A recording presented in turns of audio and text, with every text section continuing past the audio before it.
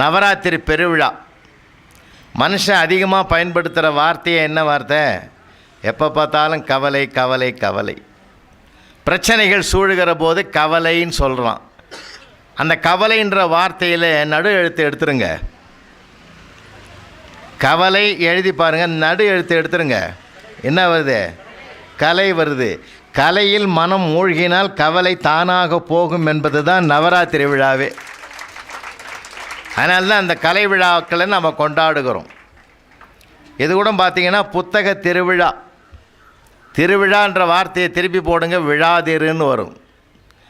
ஏ தமிழனே, உன் பண்பாட்டில், கலாச்சாரத்தில், நாகரிகத்தில், மனித நேயத்தில், உலகளாவிய பெருமையில் விழாதிருக்க வேண்டுமென்றால் அடிக்கடி திருவிழாவை செய் என்பது தான் திருவிழா என்று சொல்லுக்க அர்த்தம். ஏன்னா நமக்குன்னு ஒரு கல்ச்சர் இருக்குது. நான் அண்மையில் கூட லண்டன் போயிருந்தேன். ஒரு 20 நாள் அங்கே இருந்தேன். இப்போ அடுத்த மாதம் பாரிஸ் போகிறோம். அது வேறு. ஒவ்வொரு நாடுகளுக்கு நாங்கள் போகிற போது அங்கே தங்கணும்னா ஒரு சர்வே பண்ணிவிடுவோம். அப்போ நம்ம நாட்டினுடைய பெருமை அங்கே போன பிறகு தான் அதிகமாகவே நம்ம மனசில் அமருது. ஹிலாரி கிளின்டன் இந்தியாவில் ஒரு 6 மாத காலம் சுற்றுப்பயணம் பண்ணாங்க. அந்த அம்மா டெல்லியிலிருந்து ராமேஸ்வரம் வரைக்கும் அப்படியே சுற்றுப்பயணத்தை முடிச்சுக்கிட்டு திரும்பி அமெரிக்காவுக்கு புறப்படும் போது ஏர்போர்ட்டில் நிருபர்கள் கேட்டாங்க, இந்தியாவிலே சுற்றி பார்த்தீங்களோ, உங்களுக்கு என்ன பிடிச்சிருக்குன்னு கேட்டாங்க. இங்கே இருக்கிற கட்டடங்கள் பிடித்திருக்கிறதா, அல்லது ஒரு வேளை கோவில்கள் பிடித்திருக்கிறதா, என்ன பிடிச்சிருக்குதுன்னு கேட்டாங்க. அந்த அம்மா சொன்ன ஒரே ஒரு வார்த்தை, இந்திய தேசத்தில், அதுவும் தென்னாட்டு பகுதியில் இருக்கிற குடும்பங்கள் எனக்கு மிகவும் பிடித்திருந்ததுன்னு சொன்னாங்க. ஏன் கோயில்கள் பிடிக்கலையா அப்படின்னு கேட்டாங்க. கோயில்கள் பிடிச்சிருக்கு, ஆனால் நான் உலக நாடுகளில் எங்கள் ஊரில் பார்க்காத ஒரு சிறப்பு, தமிழ்நாட்டில் குறிப்பாக குடும்பங்களே கோயில்களாக இருப்பதை நான் பார்த்து பெருமைப்படுகிறேன். நாங்கள் சரி, அப்போ குடும்பமே கோயிலாக இருந்தால் அங்கே சாமி இருக்கணும்ல, இல்லையா? வழிபாடு இருக்கணும்ல. அதனால்தான் நம்ம பெரியவங்க என்ன சொன்னாங்க, தாயிற் சிறந்த கோவில் இல்லைன்னாங்க, தந்தை சொல் மிக்க மந்திரம் இல்லைன்னாங்க. அப்போ மந்திரமும் இருக்குது, கோயில் கர்ப்ப கிரகத்தை பெற்றிருக்கிற தாயும் இருக்கிறாள். ஏன்னா ஒரு பையனையோ ஒரு பெண்ணையோ உலகத்துக்கு உருவாக்கி தரணும்னா 2 இடம், ஒன்று கருவறை, இன்னொன்று வகுப்பறை. 2 இடத்துலையும் ஒன்று மனித பயிற்சி, இன்னொன்று உலக பயிற்சி, 2 இருக்குது. அப்போ அது 2யுமே சரியாக இருக்கணும். அதனால்தான் நம்ம நாட்டில் ஒரு பொன்மொழி உண்டு, மாதா பிதா குரு தெய்வம். மாதாவும் பிதாவும் குருவும் சரியான வழிகாட்டுகிற இடத்தில் இருந்து சரியாக அமைந்து விட்டால் வளர்கிற பிள்ளைகள் வரலாறு படைப்பார்கள் என்பதற்கு அற்புதமான ஒரு பொன்மொழியை உலகுக்கு தந்த குடும்ப வாழ்க்கையை உடையது நம்ம தேசத்தினுடைய வாழ்க்கை. அதனால்தான் பாரத பூமி பழம்பெரும் பூமி, நீர் அதன் புதல்வர் இந்நினைவு அகற்றாதீர்னு மகாகவி பாரதி சொன்னார். எப்படிப்பட்ட வரலாறு பெற்ற நாடுன்னா பிள்ளைகளுக்கெல்லாம் நிறைய சொல்லணுங்க. அவனுக்கு தெரிஞ்சது 5 சப்ஜெக்டு தான். பிள்ளைகளுக்கெல்லாம் பார்க்கணும். அப்போ அது அவன் படிக்கிற படிப்பே அவனுக்கு முழுமையான அறிவாயிடாது. அதுதான் இந்த தலைப்பினுடைய ஆழமான சிந்தனையே. நம்ம படித்தது கடுகளவு கூட இல்லைன்றது தான் எனக்கு. ஏதோ ஒரு கடலில் ஒரு சிறு துளி, கடற்கரை மணலை எண்ண முடியாது, மணலிலே ஒரு சின்ன துகள் தான் நம்ம படிச்சிருப்போம். கோடிக்கணக்கான மில்லியன் கணக்கான துகள்கள் இன்னும் படிக்காதது எவ்வளவோ இருக்குது. அதனால தான் படிக்காட்டாலும் பரவாயில்லை, கேட்க தயாராகிருன்றது தான் திருவள்ளுவருடைய அன்பான வேண்டுகோள். ஏன்னா படிக்கிறது ஒரு புத்தகத்தில் நம்ம வாசிக்கலாம், கேட்குறதில் பல நூல்களுடைய கருத்துக்களை ஒரே இடத்துல நல்ல வாய்ப்பாக கேட்கலாம். அதனால்தான் 2 குறள் இந்த பிள்ளைகளுக்காக சொல்கிறேன். ஒரு அருமையான குறள், படிக்கிற நல்ல பிள்ளைகள் கற்க சொல்லு, கற்க கசடர கற்பவை கற்றபின் நிற்க அதற்கு தக. சில இடங்களுக்கு நான் போய் ஆரம்பிப்பேன், கற்க, அவனும் கற்கன்னுவான். அப்புறம் கசடற, கசடற, அவனும் பின்னாடியே விடுவான். இங்கே பிள்ளைகள், உங்கள் தமிழாசிரியர்கள் எல்லாம் நான் பாராட்டுறேன். ஏன்னா நல்லா சொல்லி கொடுத்துருக்காங்க. கற்க கசடர கற்பவை கற்றபின் நிற்க அதற்கு தக. எத்தனை சொல்லு? 7 சொல்லு. மேலே 4 சொல், கீழே 3 சொல். அதுக்கு சீருன்னு பேர். இந்த 7 சொற்களிலுமே எந்த சொல்லிலும் துணைக்கால் கிடையாது. ஏன்? கற்க வேண்டிய நூல்களை கற்று நிற்க வேண்டிய நெறியில் நிற்பவனுக்கு துணைக்கால் வேண்டாம், தன்காலே போதும் என்ற தன்னம்பிக்கையை வலியுறுத்துகிற குறள். இவ்வளவு சொல்லியே நான் படிக்க மாட்டேன்னு சபதம் எடுத்துங்கிறவன்லாம் நிறைய பேர் இருக்கிறான் இல்லையா? இப்போ பார்த்தீங்கன்னா தமிழ்நாட்டில் எல்லா ஊட்டிலையும் இருப்பாங்கன்னு தெரியல, நான் சுற்றி பார்த்தா தெரியும். தமிழ்நாட்டில் எல்லா மாவட்டத்திலையும் வடநாட்டுக்கார பசங்க தான் வேலை செய்கிறோம். உண்மையா இல்லையங்கய்யா? இங்கேயும் அது தானே? பரவாயில்ல, அவன் இல்லாத இடமே இல்லை. இன்னும் பட்டிமன்றத்துக்கு தான் அவன் வரல. இன்னும் கொஞ்சம் நாளில் கொஞ்சம் பயிற்சி கொடுத்தா ஒரு 10 மேடையில் வந்தான்னா 11வது மேடையில் உட்காந்துருவான். உண்மையில் சார், அவன் நம்மளை விட தமிழ் நல்லா பேசுகிறான். இனிமேல் கவர்மெண்ட் ஆணையே போட வேணாம், நாமே ஹிந்தி படிக்க வேண்டிய அவசியம் வந்துடுது. ஏன்னா அவனை வேலை வாங்கிறதுக்கு சட்னி கொண்டாடுறான், சாம்பார் கொண்டாடுறான், சாம்பார் கொண்டாடுறான், சட்னி. எல்லாத்த விட பெரிய இதுன்னா இப்போ தான் வந்தால் நினைக்காதீங்க. 25 வருஷத்துக்கு முந்தைய தூர்தர்ஷன்னு பேர். அப்போது இப்போல்லாம் பார்த்தீங்கன்னா இது இப்போ இது பொதிகை. அது யார் பார்க்குறான்? இப்போ ஒருவேளை எங்கே பார்க்குறாங்களோ? யாரும் பார்க்குறதில்ல. ஏன்னா உலகத்திலேயே 100 சேனல் இருந்தாலும் காணாமல் போனவர்களை அறிவித்த ஒரே சேனல் அதுதான். காணாமல் போனவர்களை காட்டி காட்டி அதுவும் காணாமல் போயிட்டு போ. அப்போல்லாம் பார்த்தீங்கன்னா வெள்ளிக்கிழமை ஒளியும் வரும். எங்கள் ஊர் கோயில் குருக்கள் கூட பொழுதோட கதவை சாதிட்டு போடுவார். ஏன்னா இதோட அடுத்த வாரம் வெள்ளிக்கிழமை தான். அபூர்வமாக இருந்த பொழுது அத்தனையும் ஆசையாக இருந்தது. மலிவாகிவிட்ட பிறகு அத்தனை ஆசைகளும் மறைந்து போய்விட்டது. இப்போ எந்த சேனலில் வச்சாலும் நமக்கே வெறுப்பாக இருக்குது சார். அது ஏன் கேட்குறீங்க? இப்போது நம்ம இந்த ஒரு சீரியல், நான் எப்போயாவது வீட்டில் இருந்தேன்னா உட்காந்து சீரியலை பார்ப்பேன். தொடர்ந்து ஒரு சீரியலை பார்த்துக்கிட்டே வருவேன். அந்த சீரியலில் ஐஏஎஸ் எழுத போகுது. அப்போது ஐஏஎஸ் எழுத போகும்போது அப்பப்போ என்ன பண்ணுறாங்க, அதை படித்து எழுதுறதே பெரிய விஷயம். அதை படிக்காத விட தேர்வு எக்ஸாமினேஷன் எழுத விடாமல் தடுக்கிறது ஒரு கூட்டம். நானே என் ஒய்ஃபு என் மருமக அப்படிலாம் உட்காந்துன்னு அதெல்லாம் சமரசமாக உட்காந்து பார்ப்போம். எங்கள் வீட்டில் ஒரு டாக் இருக்குது, பெரிய டாக், லியோன்னு ஒரு டாக். அதுவும் பக்கத்தில் படுத்துன்னு இருக்கும் என் பக்கத்தில். அது கூட அந்த சீரியலில் பார்க்கும். சார், நீங்கள் ஒரு ஆச்சரியம் என்னன்னு கேட்டால், அந்த முகமூடி போட்ட 4 பேர் அந்த பிள்ளைய பரிசு எழுத விடாமல் தூக்கி போகிறோம். எங்கள் டாக் எழுந்து குறைக்குது சார். எனக்கு ரொம்ப பயந்து போனேன். என்னடா இது இவ்வளோ இதுவாகி போச்சேன்னு. மறுநாள் அது எப்படி ஊர்ஜிதப்படுத்திங்கன்னு தெரியுமா? நான் படிக்கிற காலத்தில் பாவலா விதின்னு ஒன்று இருக்குது. ஐயாவுக்கு இது நல்லா படிச்சிருப்பாங்க. ஒரு டாகை வச்சு தான் அந்த பாவலா விதியை உருவாக்குவார்.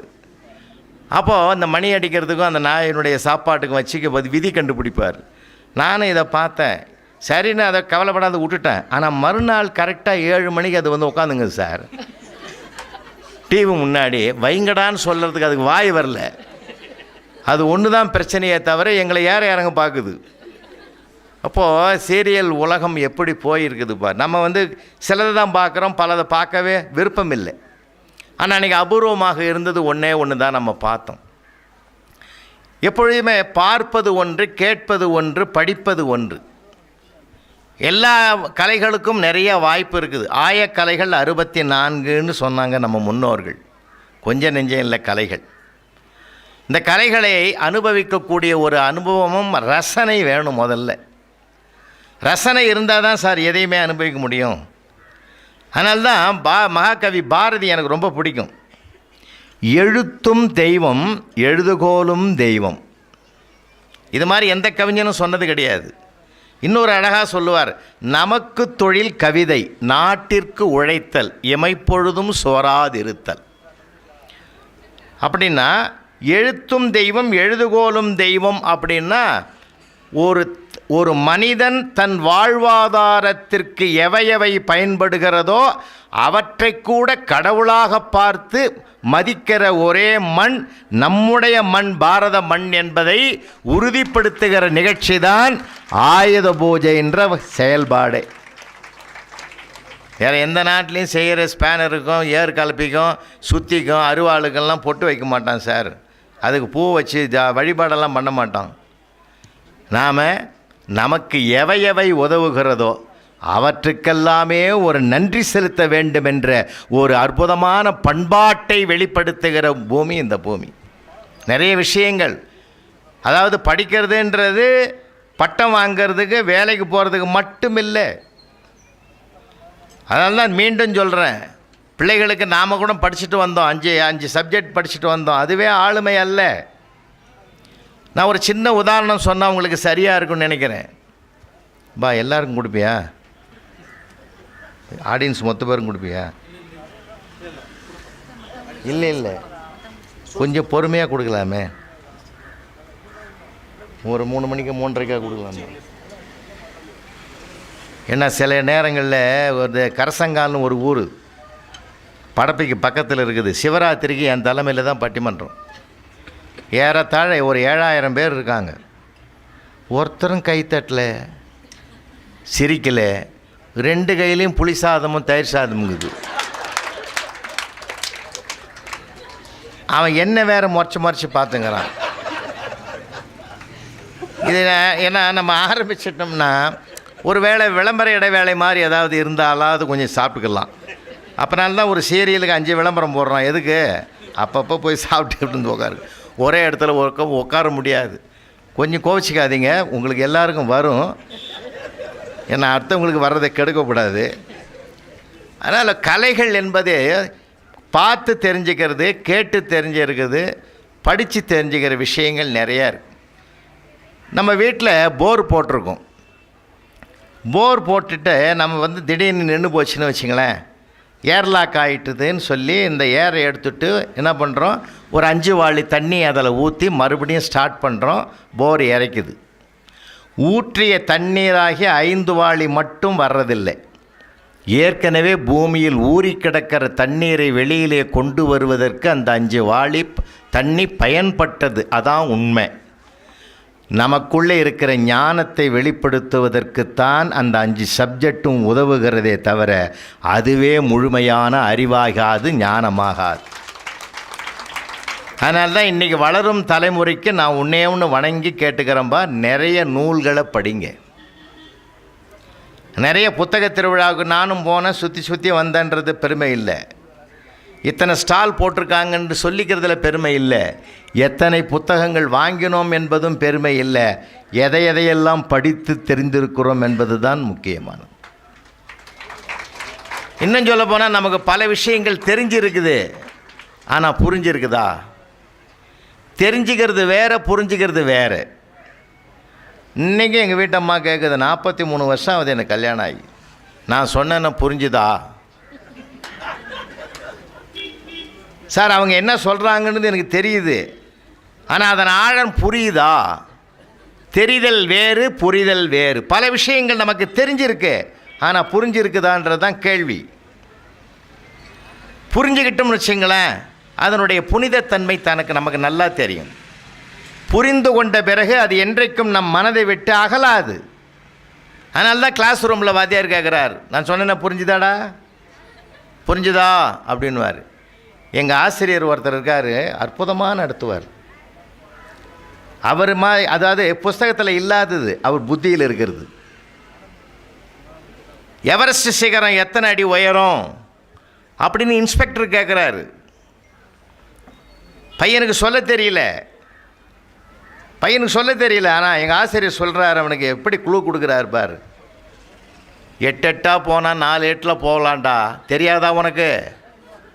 எப்படி 8 எட்டா போனால் 4 எட்டில் போகலான்டா தெரியாதான்னா 8848 அடின்றத 8 எட்டா போனால் 4 எட்டில் போகலான்னு அவனுக்கு சோசகமாக சொல்லி கொடுத்தாரு. பார்த்தீங்களா? இதுதான் என்ன அருமை.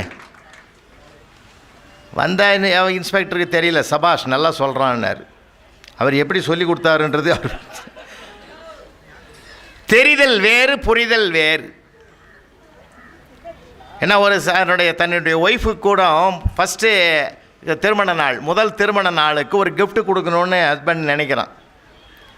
எப்படிப்பட்ட ஃபேமிலியிலேருந்து வந்தாலும், ஒரு ராயல் ஃபேமிலியாக இருந்தாலும் கூட சின்ன ஒரு சாக்லேட் அந்த பிள்ளை விரும்புதுன்னா அந்த விரும்புகிறத வாங்கி கொடுத்தா அதில் வர ஒரு மகிழ்ச்சி, ஒரு அலாதி இன்பம், இதெல்லாம் எந்த சிலபஸ்லையும் இருக்காது. அது எந்த சிலபஸ்லையும் தாண்டிய வாழ்க்கை பாடம். அது வேறு விஷயம். அப்படி தான் ஒருத்தர் என்ன பண்ணால், அந்த அந்த திருமண நாளுக்கு அவளுக்கு ஏதாவது பரிசு கொடுக்கணும்னு நினச்சி, அந்த அம்மாவுக்கு தெரியாமலே வாங்கி கொடுக்கணும்னு நினச்சி ஒரு பெரிய ஷாப்பிங் மால் போகிறான். அந்த மாலில் போய் தேடுறான். ஒரு பொருளை பார்க்குறான். இது என்னன்னு கேட்டான். இது தர்மாஸ் ஃப்ளாஸ்கியான்னு சொன்னார் மால் ஓனர். அப்படின்னா என்னன்னு கேட்டான். இதில் ஜில்லுன்னு வச்சா ஜில்லுன்னு இருக்கும், சூடாக வச்சா சூடாக இருக்கும்னா. சபாஷ், இந்த மாதிரி ஒரு பொருள் நாங்கள் பார்த்ததே கிடையாது, எங்கள் வீட்லேயும் இல்லை. இது என்ன விலைன்னா 1500 கொடுத்து வாங்கியாச்சு. வாங்கிக்கிட்டு நேராக வீட்டுக்கு கொண்டாந்து ஒய்ஃபுக்கிட்ட கொடுத்தான். அந்த அம்மா வாங்கும்போது அவ்வளோ வெயிட்டாக இருந்தது. என்னையா இதுன்னு கேட்டுது. திறந்து பாரு, உனக்கு அப்போ தான் தெரியும்னா. என்ன விஷயத்தை விலைக்கு சொல்லு. இல்லை இதுக்கு பேர் தர்மாஸ் பிளாஸ்க்குன்னு சொன்னார் கடைக்காரன். நம்ம வீட்டில் இல்லை, உனக்கும் தெரியாது எனக்கும் தெரியாது. இதில் ஜில்லுன்னு வச்சா ஜில்லுன்னு இருக்குமா, சூடாக வச்சா சூடாக இருக்கும்னு சொன்னான். அப்படின்னு உள்ளே இருந்து ஒரு ஐஸ் கப்பையும் எடுத்தான். அடியில் காப்பியும் இருக்குது. இவன் சூடான காப்பியும் அதிலே ஊற்றிட்டான். ஐஸ்கிரீம் வாங்கி உள்ளே வச்சிருக்கிறான். இது தெரிஞ்சு வச்சானே தவிர இதை தனித்தனியாக வைக்கணுன்றது புரியல அவனுக்கு. இதுதான் பல விஷயங்கள் நமக்கு குழப்பத்துக்கே காரணம். பல விஷயங்கள் தெரிஞ்சுக்கிறோமா, புரிஞ்சுக்கிறது கிடையாது. தெரிந்து கொள்வது வேறு, புரிந்து கொள்வது. அதனால்தான் வான் கலந்த மாணிக்க வாசக நின் வாசகத்தை நான் கலந்து பாடுங்கால் நற்கருப்பம் சாற்றினிலே தேன் கலந்து பால் கலந்து செழுங்கனித்தீன் சுவை கலந்து ஊன் கலந்து உயிர் கலந்து உவட்டாமல் இனிப்பதுவேன்னு அருட்பிரகாச வள்ளலார் திருவாசகத்தை தான் வாசித்த முறையை அழகுபட சொல்கிறார். நான் ஒரு புஸ்தகத்தை எடுத்துட்டேன், நான் வேறு அது வேறு இல்லை, ரெண்டும் இரண்டரை கலக்கணும். அதான் ஒரு எழுத்தாளனுடைய பெரிய பெருமையே. அதுதான், அங்கே தான் வெற்றி அடைகிறோம். நம்ம அந்த மாதிரி எத்தனை புத்தகத்தை படிச்சிருக்கிறோம். நிஜமாக பிள்ளைகளுக்கு அந்த வாய்ப்பு இப்போ இன்னும் வரல. அதுதான் சொல்கிறேன், ஒரு குறிப்பிட்ட நேரம் 1 மணி நேரமாவது ஜென்ரல் நாலேஜை வளர்த்துக்கிறதுக்கு பல வேறு புத்தகங்களை படிங்க. பாடப்புஸ்தகம் மட்டும் பட்டம் மார்க் வாங்கிறதுக்கு தான். மார்க் வாங்கிறதுக்கு 5 சப்ஜெக்டு, மதிப்பு வாங்கிறதுக்கு தான் லைப்ரரியே உங்களுக்காக காத்திருக்கு. நிறைய படிக்கணுயா, நிறைய படிக்கணும். உலக செய்திகள்லாம் நிறைய தெரியணுயா, நிறைய விஷயங்கள் தெரியணும். பண்பாடு இல்லாத கல்வி நிறைய உருவாகி போச்சு இப்போது. அதுக்கு நம்ம பிள்ளைகள் மட்டும் காரணம் இல்லைங்க. பிள்ளைகள் மட்டும் காரணம் இல்லை, பெற்றோர்களாகிய நாமும் தான், சமுதாயமும் காரணம். இன்றைக்கி அந்த காலத்தில் என்னென்ன சொல்லி கொடுத்தோம், இப்போ அதெல்லாம் கிடையாது, எல்லாம் போயிட்டுது. நான் பிள்ளைகளை மட்டும் நான் குறை சொல்ல மாட்டேன். ஏன், அவன் சமூகம் என்ன மாதிரி சமூகம் மாறி கிடக்குது. அவன் படிக்கலை, அவன் உருப்படலை, அவன் சரியில்லைன்னு ஒருபோதும் என் தேசத்து இளைஞர்களை குறை சொல்லவே வேண்டாம் என்று உங்களை நான் அன்போடு கேட்டுக்கொள்ளுகிறேன். அவன் சரியாக தான் இருக்கான். இப்போ நாங்கள்லாம் ஐயா இருக்கிறார், ஜெயராம் ஐயா இருக்கிறார், ஐயா இருக்கிறாங்க, நாங்களாம் இருக்கிற போது சின்ன பிள்ளைய படிக்கிற போது எங்களுக்கு இவ்வளவு தொந்தரவே கிடையாதுயா. எந்த இடையூறு இருந்தது எங்களுக்கு? டிவி இருந்ததா, செல்ஃபோன் இருந்ததா? ஒரு செல்ஃபோன் போதுமே, ஒரு செல்ஃபோன் போதுமே. இது நல்ல கருவி தான். ஆனால் அவசியத்துக்கு பயன்படுத்தாமல் அனாவசியத்துக்கு பயன்படுத்துகிற ஒரு கருவியாக மாறி போச்சா இல்லையா? அது அதில் இல்லாததே கிடையாது உலகத்தில். 1000 தொந்தரவுகள் இருக்குது அதில். இதையும் மீறி என் தேசத்து பிள்ளைகள் உலக நாடுகளில் எல்லாம் கொடிகட்டி பறக்கிறான்னா அவனை நம்ம பாராட்டத்தான் செய்வேன். நான் பாராட்டணுமா அந்த பிள்ளைகளை? என்ன அருமையாக. ஏன்னா அவங்ககிட்ட அவன் படிக்கிறது இப்போ கொஞ்சம்தான், இதனுடைய வாழ்வாதாரத்துக்கு தேடி படிக்கிறான். ஆனால் அவன் படிக்க வேண்டியது நிறைய இருக்குது. அவனை மட்டும் குறை சொல்லி பிரயோஜனம் இல்லை. நம்மளுடைய ஜென்ரேஷன் சமூக மாற்றங்கள் எவ்வளவு இருக்குது. நிறைய பிள்ளைகளை நான் பார்ப்பேன், இங்கே நல்ல பிள்ளைகள் தான் நல்லா இருக்கான். எங்கள் ஊரில் விவசாயி தான் விவசாயம் பண்ணும்போது வரப்ப அண்டை கழிப்பான். சைடில் 2 சைட்லையும் கழிச்சு விடுவான். நடுவில் புல் நல்லா ஜாம்னு வளரும். இப்போ அவனு சைடில் 2 பக்கமும் அண்டை கழிச்சுக்கிறான். நிறைய இந்த வைக்கப்போர் போட்ட மாதிரி மேலே வச்சுன்னு வரான் சென்னையில். அவன் மேலே தப்பில்லை. அதை ஏதோ ஒரு நார்த் இந்தியன் நடிகன் நடிச்சிட்டான், இந்த மாதிரி வைடான்னு இவனும் வைக்க ஆரம்பிச்சிட்டான். ஏன்னா பார்ப்பது எப்படி பதியுதுன்றதுக்காக சொல்ல வரேன் சார். நாங்கள்லாம் எங்கள் அப்பா போய் கேட்டார் சார், எனக்கு சின்ன பிள்ளையாக இருக்கும்போது எனக்கு கூட வச்சுக்கிட்டு ஜவுளி கடையில் கேட்டார், கிழியாத பேண்ட்டு துணியாக கொடுன்னார். அவன் எவ்வளோ ஓணுன்னா 1.5 மீட்டர் கொடுன்னார். அப்போவே நான் கேட்டேன், கிழியாத துணி கேட்டார், நீ எப்படி 1.5 மீட்டர் கிழிச்சு கொடுப்பேன்னு. அப்போ எங்கள் அப்பா சொன்னார், அதிக பிரசங்கித்தனம் பேசாதரான்னார். அப்போ கிழியாத பேண்ட்டு போட்ட காலம் எங்கள் காலம். இப்போ கிழிஞ்ச பேண்ட்டு போட்டுன்னு சுற்றின்னு வரான். 2 முட்டிலையும் கிழிச்சு விட்டுக்கிறான், இந்த பக்கம் சைட்லையும் கிழிச்சு விட்டுக்கிறான். அதில் வேற பெரிய சிக்கல் என்னன்னா, கிழியாத பேண்ட்டை விட கிழிஞ்ச பேண்ட்டு தான் விலை அதிகம். இப்போ நான் என்ன கேட்குறேன், அவன் எந்த சமூகத்தில் வலம் வரான்? அப்போ அவனை மட்டும் குறை சொல்லி போகிறோம். சமூகம் மாறணும். சமூகம் தன்னை மாற்றிக்கொள்ள தயாராக இருந்தால் அவனும் தன்னை மாற்றிக்கொள்ள தயாராக இருப்பான். ஏன்னா இந்த எல்லா நாடுகள்லையும் போய் பார்த்த உண்மையை சொல்கிறேன். அங்கே நம்ம குறிப்பாக தமிழ்நாட்டு பிள்ளைகள் மிக மிக 2 விஷயத்தில் அங்கே சிறப்பாக இருக்கிறார்கள். ஒன்று நம்பிக்கையை பெற்றிருக்கிறார்கள், இன்னொன்று நன்றாக உழைப்பவர்கள் என்ற பெயரையும் பெற்றிருக்கிறார்கள். இங்கே தான் நமக்கு கொஞ்சம் தலைகீழே இருக்குது. எதுக்காக சொல்கிறேன்னா, இன்றைக்கி இருக்கிற நிலைமை, படிப்பு என்பது ஒரு பரந்துபட்ட ஞானத்தினுடைய வெளிச்சத்தை தரக்கூடிய வல்லமை வாய்ந்தது. இன்னும் சொல்ல போனால் சாதாரணமானதில்லை. ஆரம்பத்தில் நான் சொன்ன கருவறை வகுப்பறைன்னு 2 சொன்னேன். ஒரு காலத்தில் அம்மாவும் அப்பாவும் படிக்காதவர்கள், குடும்பத்தில் 4 பிள்ளைங்க இருந்தால் 2 படிக்கும், அது 2 படிக்காது. எங்கள் பெரியப்பா கள்ளங்கபடம் இல்லாத மனுஷையா, 16 பசங்க அவருக்கு. எவனோ கல்யாணத்தில் வாழ்த்திட்டு இருக்கிறான் அவர் காதுபட, 16 பெற்று பெருவாழ்க வாழ்கன்னு. அதை நிறைவேற்றிட்டார். இத்தனைக்கு அவர் போஸ்ட் மாஸ்டர், வெளியிலையும் டெலிவரி உள்ளேயும் டெலிவரி. யாராவது பையன் அந்த அவருக்கு 10 பையன் 6 பொண்ணு. ஒரு பையனை பார்த்து இது பையன் பேர் என்னான்னு கேட்டால் தெரியாது அவருக்கு. எங்கள் பெரியம்மாவை தான் கூப்பிட்டு கேட்பார், இந்த 8ஆம் நம்பர் பையனுக்கு பேர் கேட்குறாங்க சொல்லுன்னுவார். எதுக்கு நான் இதை நினைவுபடுத்துகிறேன்னா, அத்தனை பிள்ளைகள் இருந்த காலத்துலேயும் அவங்க கவலைப்பட்ட வரலாறு இல்லைங்க. 100 ரூபாய் சம்பளம் 1000 ரூபாய் வாழ்க்கை. இன்றைக்கி 1000 ரூபாய் சம்பளம் 100 ரூபாய் வாழ்க்கை கூட நம்ம வாழலைன்றது தான் என்னுடைய ஆதங்கம்.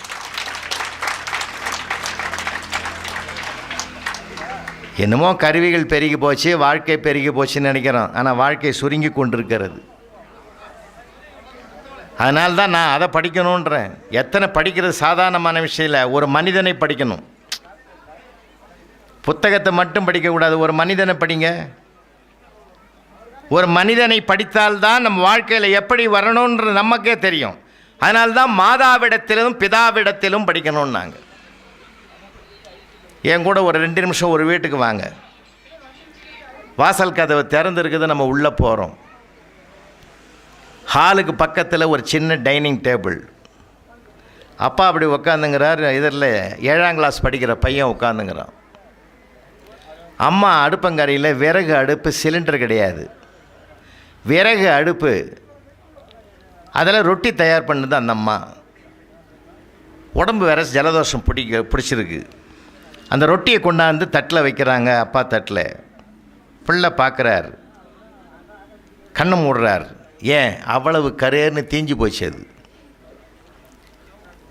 என்னப்பா இவ்வளோ கரேர்னு இருக்குது அப்படின்னார். ஆனால் அப்பா அவனுடைய பதில் என்ன தெரியுமா? அம்மா காதுபட சொல்கிறார், அம்மாடி ரொட்டி ரொம்ப முருகலாக பண்ணிட்டியோ, சூப்பர், அருமையாக இருக்குது, எங்கேயும் கிடைக்காது இது மாதிரி. முருகல்னார். பிள்ளை சொல்கிறான், கருகல் நீ முருகல்ன்றேன்.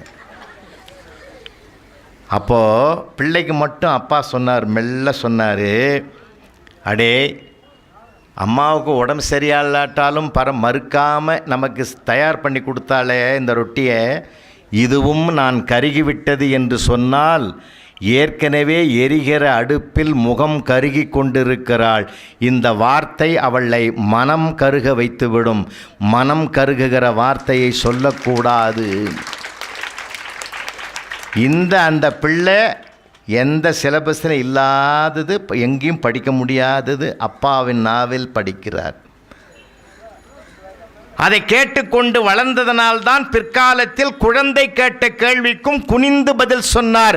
வேறு யாரும் இல்லை, மேதகு அப்துல் கலாம் என்கிற மனிதர். அதனால்தான் சொன்னான், தந்தை சொல் மிக்க மந்திரம் இல்லை. தாயிற் சிறந்த கோவில் இல்லை. ஏன் சொன்னா? தாயை கோயிலாக்குறது காரணம் என்ன? கடவுள் இருக்கிற இடம் கருவறை. ஒவ்வொரு தாயினுடைய உள்ளே ஒரு உயிர் உருவானதும் அதுவும் கருவறை. தாயின் வயிற்றில் இருக்கிற அந்த கருவறையில் ஒரு சீவன் இருக்கிறது. அந்த கருவறையில் ஒரு சிவன் இருக்கிறான்.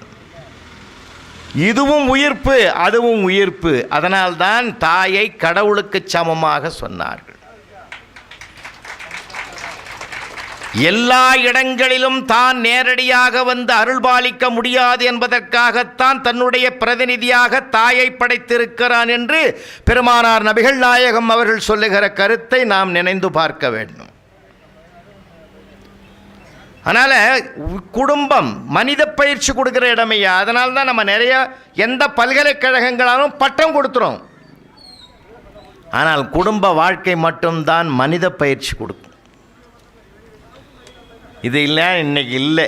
அதுதான் வருத்தத்தோடு சொல்கிறேன். அதை நம்ம சொல்லாமல் சொன்ன பாடம் அதெல்லாம். நல்லா நினைவு இருக்கும் பெரியவங்களுக்கு. உள்ளங்கையை நீட்டுவாங்க குழந்தையாக இருக்கும்போது, முழங்கையை வைப்பாங்க. பப்பு கடைன்னு ஒரு விளையாட்டை ஆரம்பிப்பாங்க. இது ரசம் பூவா, இது பப்புவா, இது சாம்பார் பூவா, இது மோர் பூவா, எல்லாத்தையும் கலந்து அம்மாவுக்கு ஒரு ரூபாய், அப்பாவுக்கு ஒரு ரூபாய், தாத்தாவுக்கு ஒரு ரூபாய், பாட்டிக்கு ஒரு ரூபாய், பெரியப்பாவுக்கு ஒரு ரூபாய், சித்தப்பாவுக்கு ஒரு ரூபாய், அத்தைக்கு ஒரு ரூபாய், மாமாவுக்கு ஒரு ரூபாய், அண்ணனுக்கு ஒரு ரூபாய், தம்பிக்கு ஒரு ரூபாய், எதிர்விட்டங்களுக்கு ஒரு ரூபாய், பக்கத்தொட்டு தாத்தாவுக்கு ஒரு ரூபாய்ன்னு பகிர்ந்து கொடுக்கிற பண்பாட்டையும் அந்த குழந்தைக்கு அந்த விளையாட்டிலேயே சொல்லி கொடுப்பா. பண்பாட்டோடு சொல்லி கொடுத்து அந்த குழந்தைக்கு நண்டூறுது நரி ஊறுதுன்னு ஒரு பாட்டை சொல்லி கிச்சு மூட்டி கலகலன்னு அந்த குழந்தையை சிரிக்க வைக்கிறாளே தாய். ஏன் தெரியுமா? அடுத்தவர்களுக்கு கொடுக்கிற போது சிரித்து கொண்டே கொடுக்க வேண்டும் என்ற குணத்தை சொல்லி கொடுத்தவள் அவள். இது இன்னைக்கு காணாமல் போச்சு. எல்லா வீட்லேயும் காணாமல் போச்சு. குழந்தைக்கு பசிக்குதா, கிண்ணத்தில் பால் சோறு போட்டு செல்ல கையில் கொடுத்துரும். அது கார்ட்டூனை பார்த்துக்கினே அள்ளி போட்டுது. அதுக்கு பால் சோறுன்னு தெரியல, மோர் சோறுன்னு தெரியல. அந்த குழந்தைய வளர்ந்த பெரிய ஆளான பிற்பாடு கிச்சனில் இருந்தால் அந்த அம்மா தட்டில் சாம்பார் ஊற்றி பொரியலில் வச்சு தட்டில் கையில் கொடுக்குது. அது கொண்டாந்து டிவி ஆன் பண்ணிவிட்டு அங்கே உட்காந்து சாப்பிட்றான். அந்த அம்மா அங்கேருந்து குரல் கொடுக்குது, யோ டிவிக்கு முன்னாடி உட்காந்து சாப்பிடாத, டேஸ்ட்டு தெரியாது. அவன் சொல்கிறான், அது டேஸ்ட்டாக இருந்தால் நான் ஏண்டி டிவி முன்னாடி உட்காடுறேன்றான். எவ்வளோ சிக்கல் இருக்குங்க. வாழ்க்கை பாடம் லேசான விஷயம் இல்லைங்க. என் அன்னையிடம் கற்றது அன்பு, என் அப்பாவிடம் கற்றது உழைப்புன்னார் மேதகு அப்துல் கலாம். அக்னி சிறைகளை போய் படித்து பாருங்க. உலக விஞ்ஞானி. எதையா நம்ம படிச்சிருக்கிறோம்? மேதகு அப்துல் கலாம் அவரிடத்திலே ஒரு நிருபர் கேட்கிறார், விண்ணளாவ நான் நாசா விஞ்ஞான ஆய்வுக்கூடத்துக்கு போனேன். 2015 செப்டம்பர் மாதம் 7ஆம் தேதியா 15ஆம் தேதி அங்கே நாசாவுக்குள்ளே நான் 2 நாள் இருந்தேன். அந்த 2 நாள் நான் இருந்தபோது நான் கற்ற பாடம் என்ன தெரியுமா? சாதாரணமான விஷயம் அல்ல. மேதகு அப்துல் கலாமை என்னுடைய இதய சிம்மாசனத்தில் ஏற்றி வைத்து இனி அவர்தான் என்று ஒரு முடிவுக்கு வந்த காரணம் என்ன தெரியுமா? இன்றைக்கு கூட நான் சொல்கிறேன், ஊட்டியில் இந்த மேடையில் என்ன நடக்குதுன்றதை அடுத்த செகண்டே அறிவிக்கக்கூடிய சேட்டலைட் அத்தனை தொழில்நுட்பம் வளர்ந்திருக்கக்கூடிய இடம்தான் நாசா விஞ்ஞான கூடம் என்றால், மேதகு அப்துல் கலாம் அவர்கள் பொக்ரான் அணுகுண்டு சோதனை நிகழ்த்திய போது அப்பயே கண்டுபிடிக்க முடியல நாசாவால். 45 மணித்துளிகளுக்கு பிறகுதான் அதனாலேயே கண்டுபிடிக்கப்பட்டது என்றால், அதனால்தான் வல்லரசாகும் இந்தியா என்று மறுநாளே அமெரிக்கா வாய் திறந்து சொன்னான். எவ்வளோ பெரிய விஞ்ஞானியா அவர்! எவ்வளோ பெரிய. அப்போ யார் பிரைம் மினிஸ்டராக இருந்தாங்க தெரியுமா? மாண்புமிகு அடல் பிஹாரி வாஜ்பாய் அவர்கள். போய் சொல்கிறார், பொக்ரான் அணுகுண்டு சோதனை நிகழ்த்தலாம்னு பார்க்குறோம். அணுகுண்டு சோதனை நிகழ்த்துறது ரகசியமாக இருக்கணும், இல்லை இது உலகத்துக்கு தெரிஞ்சிட்டா எப்படி ஆகும்? ரகசியம் போயிட்டான். ரகசியம் போவே போவாது. இதில் உறுதியாக சொல்கிறேன்னாரு கலாம். எதை வச்சு சொல்கிறேன்னாரு வாஜ்பாய். உங்களுக்கும் கல்யாணம் ஆகலை, எனக்கும் கல்யாணம் ஆகலை, ரகசியம் வெளியிலே போவாதுன்ட்டார். சார் உலக அதிசயம் சார், 45 மணிக்கு 3/4 மணி நேரத்துக்கு பிறகு தான் சார் நாசாவுக்கே தெரிஞ்சுது. மிரண்டு போனான் அவன். அதை விட பெரிய நமக்கு தெரிய வேண்டிய விஷயம் என்ன தெரியுமா? மறுநாள் பேரம் பேசினான் மேதக் அப்துல் கலாம். அமெரிக்காவுக்கு வந்துரு, மில்லியன் கோடியில் உன் குடும்பத்துக்கே செட்டில் பண்ணிடுறேன், வந்துடுறியான்னா என் உடலும் உயிரும் இந்திய மண்ணுக்கே சொந்தம்னு மறுத்தார். இந்த பண்பாட்டை படிக்கணிய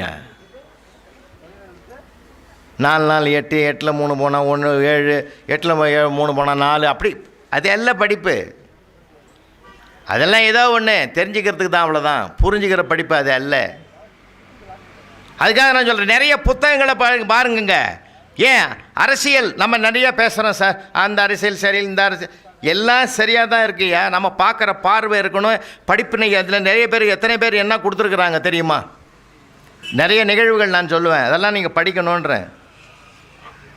ஐயா கொடுத்த தலைப்புக்கு ஏற்ற மாதிரி கற்றது கடுகளவுன்ற மாதிரி, கல்லாதது மலையளவுன்ற மாதிரி இந்த மண்ணிலே, தமிழ்நாட்டு மண்ணுக்கு ஒரு பெரிய பெருமை என்ன தெரியுமா ஐயா? தாம் படிக்காட்டாலும் என் நாட்டு பிள்ளைங்க படிக்கணும்னு ஒரு மகான் வாழ்ந்த மண்ணையா அந்த மண்.